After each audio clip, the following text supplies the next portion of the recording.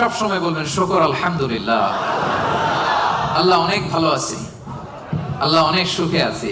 শুকর গুজার হবেন, কমপ্লেন করবেন না এইটা নাই ওইটা নাই।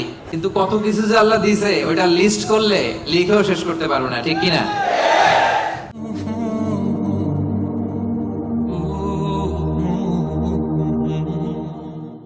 শুকরিয়া করলেই লাভ, ঠিক কিনা? শুকরিয়া করলে নেয়ামত বাড়ায় দেয় কে? না শুকরি করলে শাস্তি দেয় কে? আল্লাহ বলেন লা ইন শাকারতুম লা আযীদান্নাকুম, যদি নেয়ামতের শুকরিয়া করো আমি আল্লাহ নেয়ামত আরো বাড়ায় দিব। বেতন 2000 রিঙ্গিট, এটারে 3000 বানাই দিতে পারে কে? পারে না উনি? ওনার ধনভাণ্ডারে কমতি আছে? আল্লাহ বলে এই বানি আদম লাউ আন্না আউওয়ালাকুম ওয়া আখিরাকুম ওয়া ইনসাকুম ওয়া জিন্নাকুম কামু আলা সাঈদিন ওয়াহিদ,